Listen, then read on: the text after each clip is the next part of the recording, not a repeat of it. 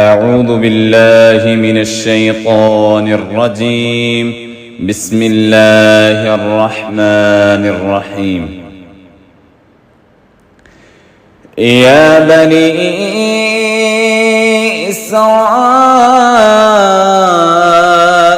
اذكروا نعمتي التي أنعمت عليكم وأوفوا بعهدي أوف بعهدكم وإياي فارهبون. وآمنوا بما أنزلت مصدقا لما معكم ولا تكونوا أول كافر به ولا تشتروا بآياتي ثمنا قليلا وإياي فاتقون. ولا تلبسوا الحق بالباطل وتكتموا الحق وأنتم تعلمون. وأقيموا الصلاة وآتوا الزكاة واركعوا مع الراكعين. أتأمرون الناس بالبر وتنسون أنفسكم وأنتم تتلون الكتاب أفلا تعقلون. واستعينوا بالصبر والصلاة وإنها لكبيرة إلا على الخاشعين الذين يظنون أنهم ملاقو ربهم وأنهم إليه راجعون. يا بني إسرائيل اذكروا نعمتي التي أنعمت عليكم وأني فضلتكم على العالمين. واتقوا يوما لا تجزي نفس عن نفس شيئا ولا يقبل منها شفاعة ولا يؤخذ منها عدل ولا هم ينصرون.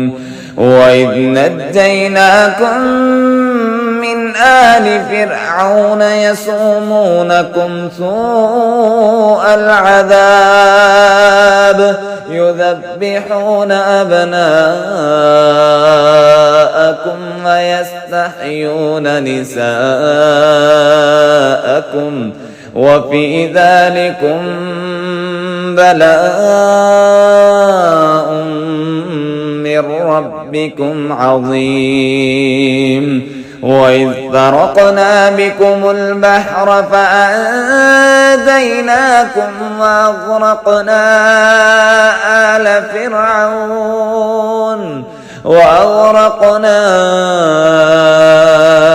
آل فرعون وأنتم تنظرون. وإذ واعدنا موسى 40 ليلة ثم اتخذتم العجل من بعده وأنتم ظالمون.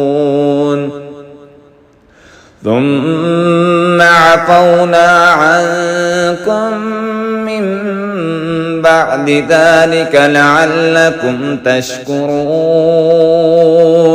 وإذ آتينا موسى الكتاب والفرقان لعلكم تهتدون. وإذ قال موسى لقومه يا قوم إنكم ظلمتم أنفسكم باتخاذكم العجل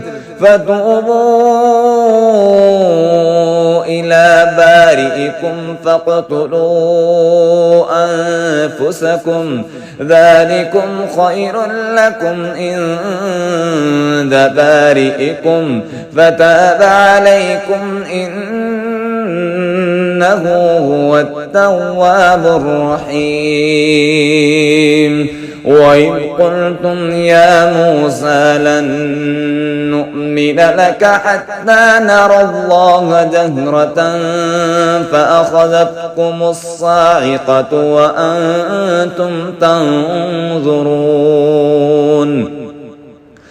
ثم بعثناكم من بعد موتكم لعلكم تشكرون وظللنا عليكم الغمام فأنزلنا عليكم المن والسلوى كلوا من طيبات ما رزقناكم وما ظلمونا ولكن كانوا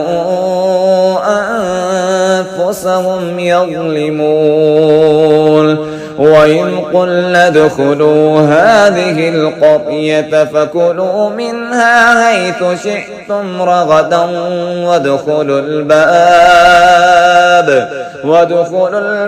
سجدا وقولوا حطة نغفر لكم خطاياكم وسنزيد المحسنين فبدل الذين ظلموا قولا غير الذي قيل لهم فأنزلنا على الذين ظلموا رجزا من السماء